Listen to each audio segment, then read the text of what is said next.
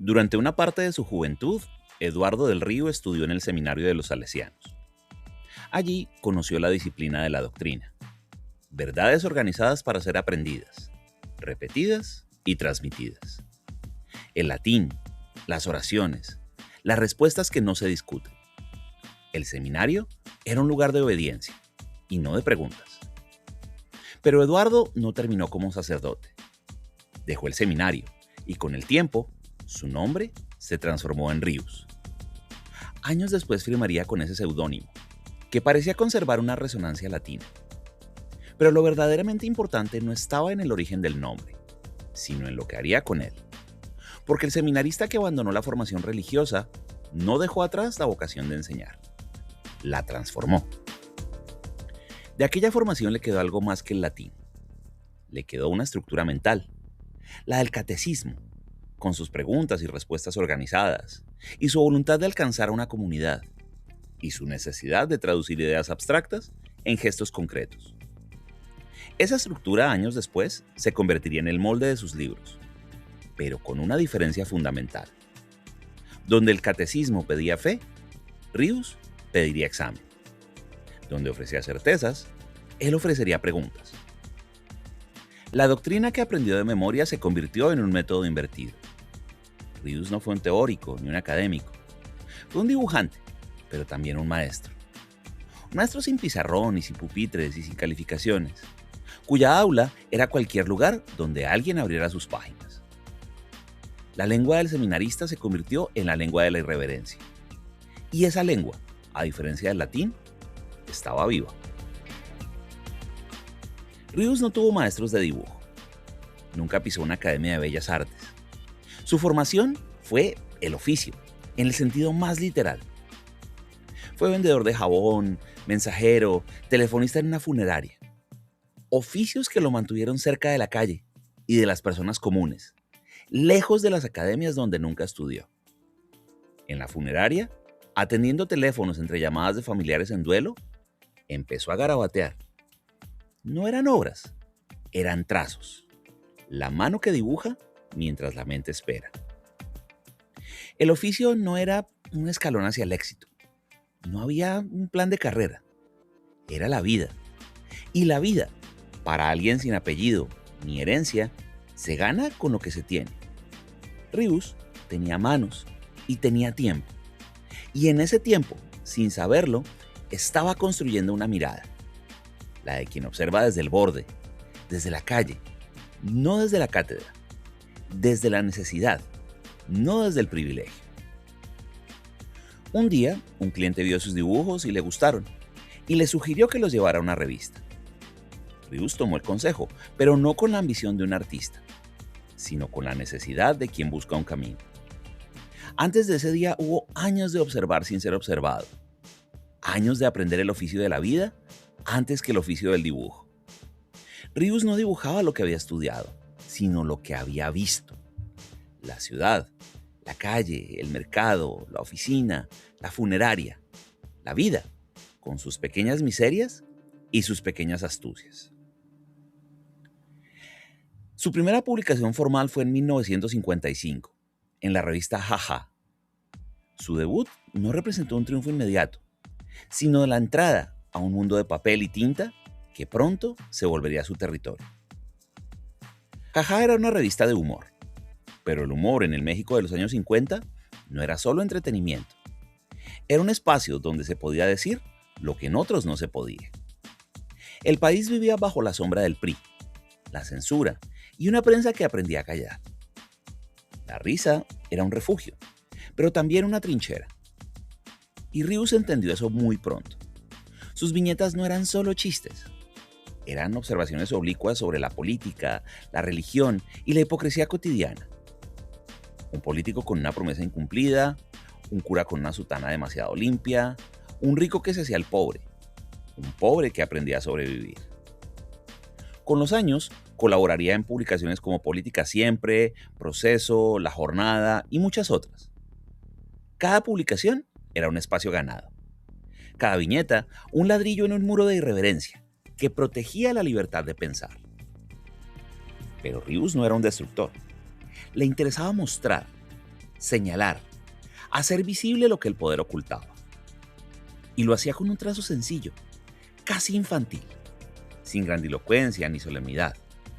Un trazo que decía, esto es lo que pasa. Y si te ríes, es porque lo ves.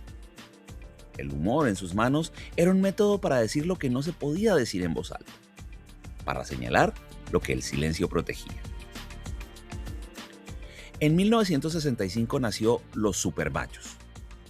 La historieta aparecía cada semana y pronto se convirtió en un fenómeno de circulación nacional. Pero el éxito no era lo importante. Lo importante era lo que contenía.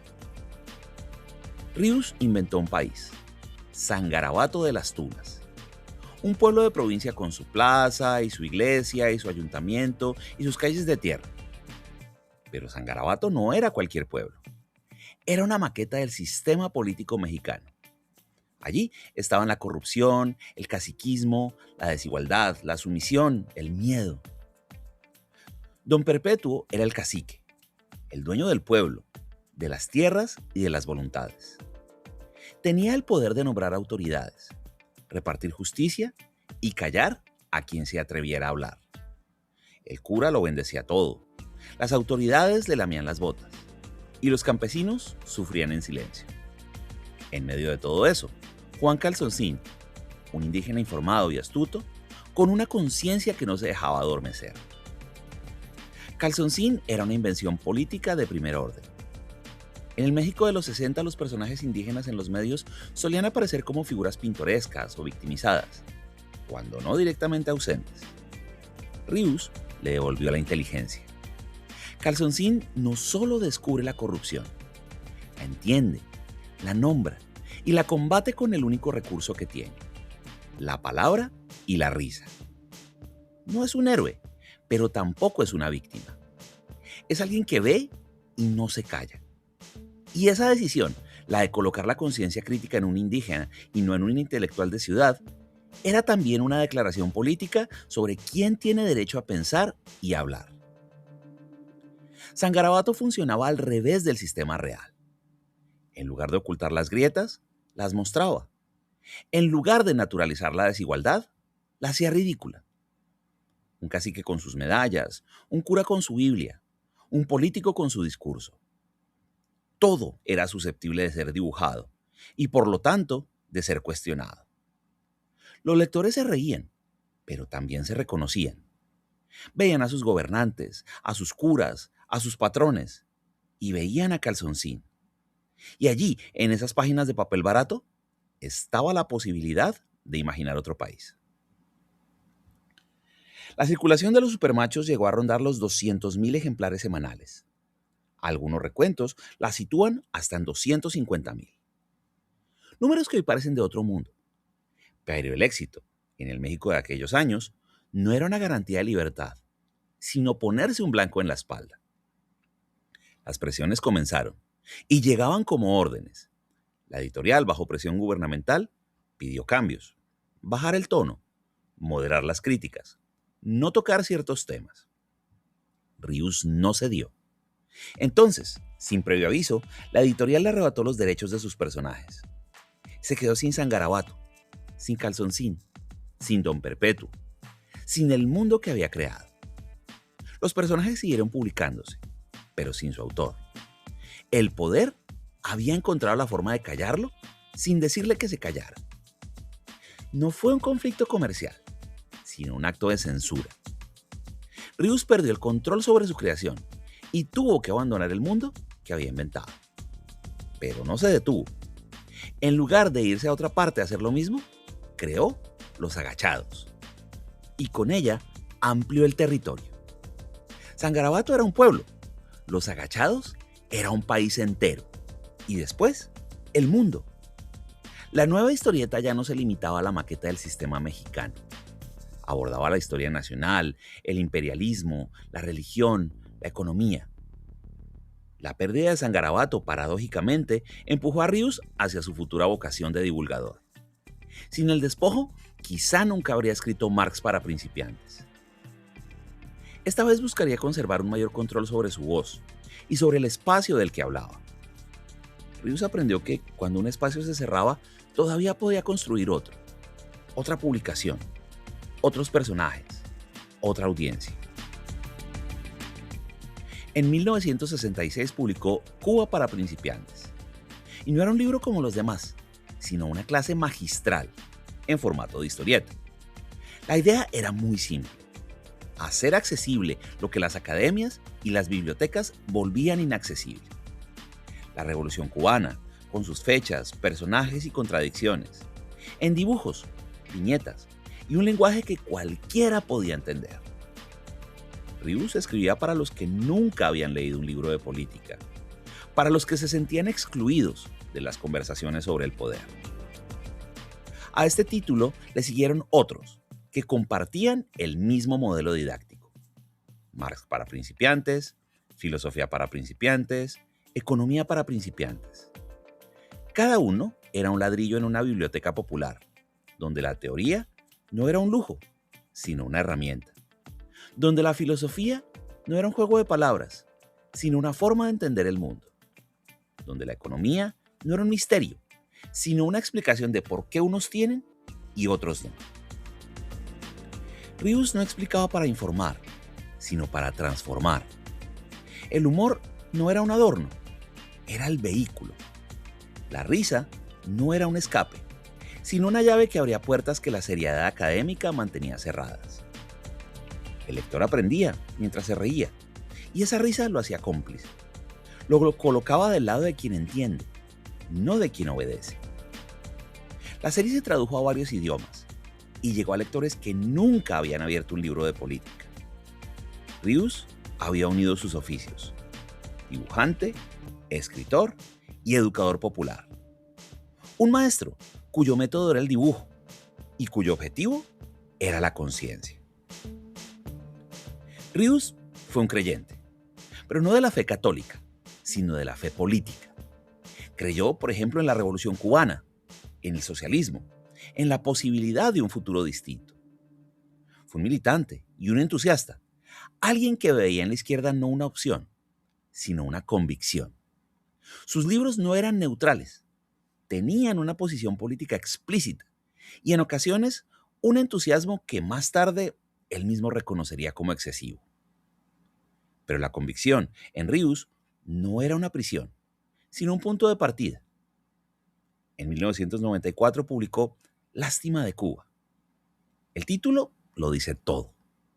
No era un ataque, sino un lamento, un duelo. Allí revisó públicamente el entusiasmo con el que había defendido la revolución y cuestionó su burocratización, su autoritarismo y la falta de libertades. Llegó a pedir que se retirara del mercado su propio libro anterior, Cuba para principiantes, porque ya no representaba lo que pensaba. No se salvó a sí mismo, ni dijo, yo siempre supe. Dijo, yo también creí, pero ahora veo. El libro generó controversia, pero Rius nunca escribió para sus críticos, sino para ser honesto con su propia conciencia. La honestidad intelectual para él no era un lujo, sino una obligación. Y ese gesto, la autocrítica pública y la capacidad de revisar las propias convicciones, es quizás su enseñanza más profunda. Rius no enseñó a dudar solo de los demás, sino también de uno mismo. El hereje, para él, no era quien cambiaba un dogma por otro, sino quien aceptaba que ninguna idea, especialmente las propias, está exenta de examen. Pero hay un costo en esa honestidad. Rius no corrigió en privado, corrigió en público y dejó que sus lectores vieran el proceso. Esa transparencia no es habitual en los intelectuales orgánicos, y menos en los que han construido su carrera sobre una posición. Y al hacer su corrección, no solo se distanció de una parte de su audiencia, sino que se expuso a la acusación de incoherencia. Para Rius, sin embargo, la incoherencia era preferible a la mentira. Y esa lección, que el pensamiento puede cambiar y debe cambiar cuando la realidad lo exige, es quizá la más difícil de todas. Para Rius, la política no terminaba en las páginas de un libro, ni en las viñetas de una historieta. Terminaba en la mesa, en lo que se comía, en lo que se creía, en lo que se compraba. En 1973 publicó La panza es primero. El título no era una metáfora, sino una declaración de principios. El libro criticaba la comida industrializada, la dependencia alimentaria y los hábitos que enferman a la población.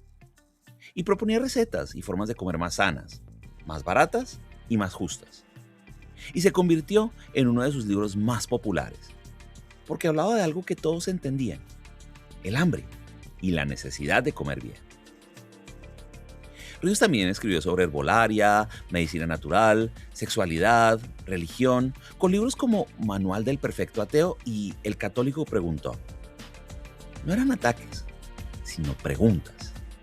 ¿Por qué creemos lo que creemos? ¿Qué hay detrás de los rituales? ¿Qué intereses sostienen las instituciones religiosas? Pero aquí hay una tensión que conviene no ocultar. Ríos llevó su pedagogía hasta la alimentación y la medicina, y algunas de sus advertencias anticiparon debates sobre la industria alimentaria. Otras respondían más a sus convicciones naturistas que al consenso científico. Esa era también una limitación de su método. La claridad con la que explicaba podía hacer que una opinión pareciera una certeza.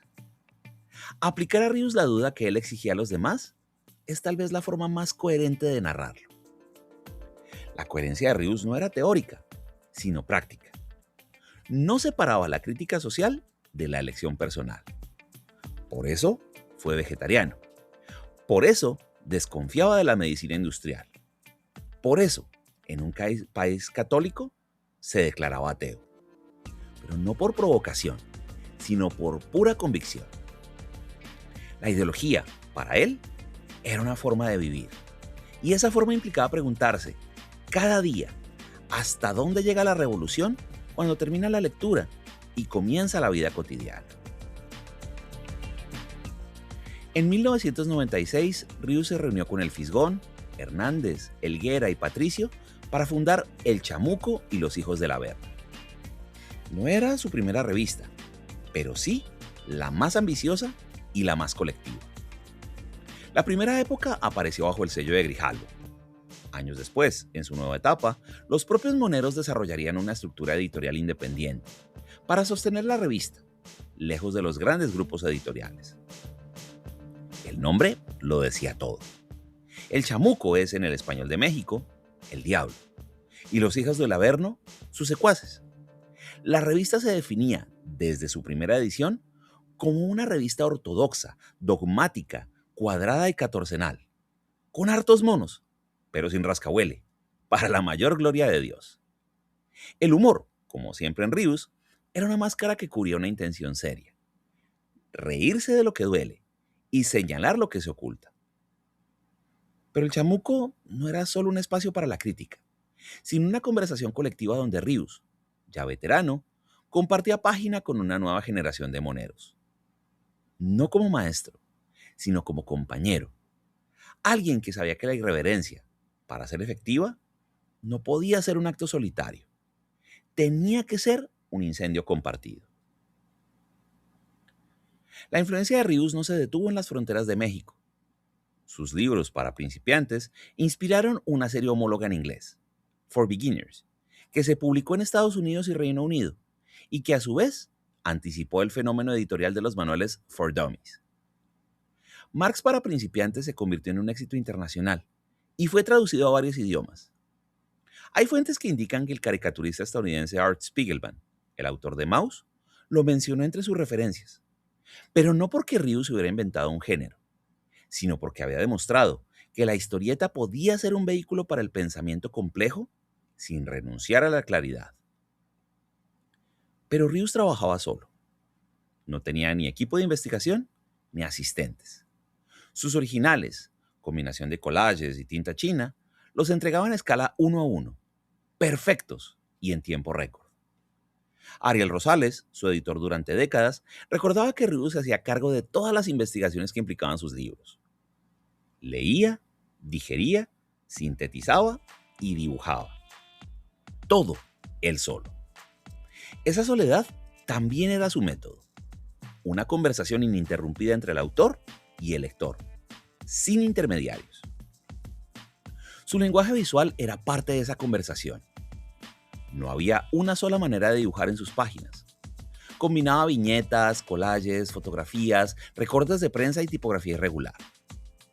Esa estética aparentemente improvisada no era descuido, era una declaración de principios. Las páginas de Rius no parecían obras de arte, parecían materiales de trabajo, como si el lector estuviera viendo el proceso y no el producto terminado.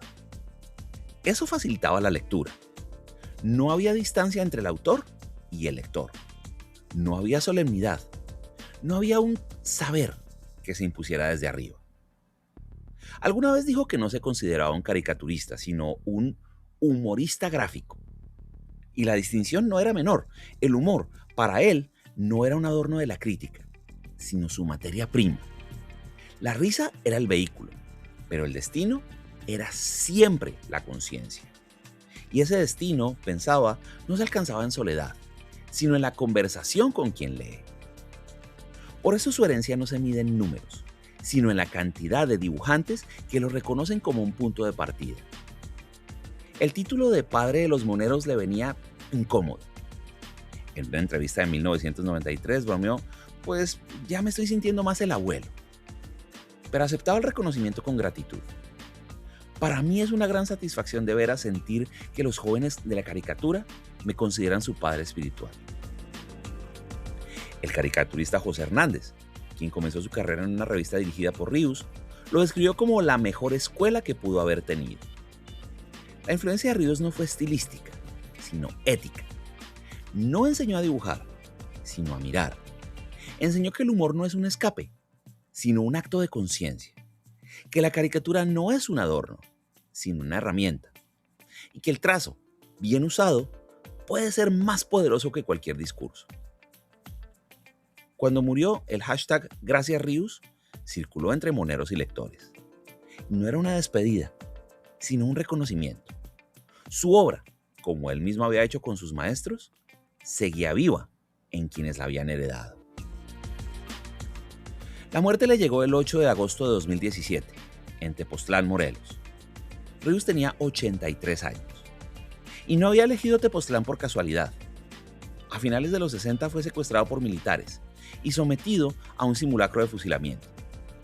Según recordaría después, el episodio le dejó algunos problemas cardíacos y motivó, por recomendación médica, su traslado a Morelos. Allí, en Tepoztlán, el pueblo lo adoptó a él y él al pueblo. Pero la imagen final no es la de su muerte, sino la de sus libros. Todavía en manos de lectores, en librerías de viejo, en bibliotecas escolares, en las mochilas de estudiantes que abren sus páginas y se encuentran por primera vez con preguntas que no sabían que podían hacerse.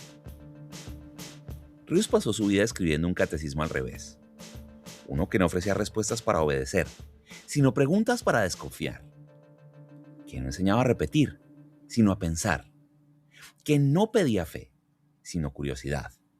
Y quizá por eso sus páginas siguen abiertas, porque el poder cambia de nombre y los dogmas cambian de uniforme, pero la primera lección continúa siendo la misma: aprender a reírse de aquello que pretende ser intocable, aprender a mirar con los ojos de quien no se deja engañar, aprender, como él enseñó, que el mundo puede ser dibujado de otra manera y que ese otro dibujo, a veces, es el único que dice la verdad. Gracias.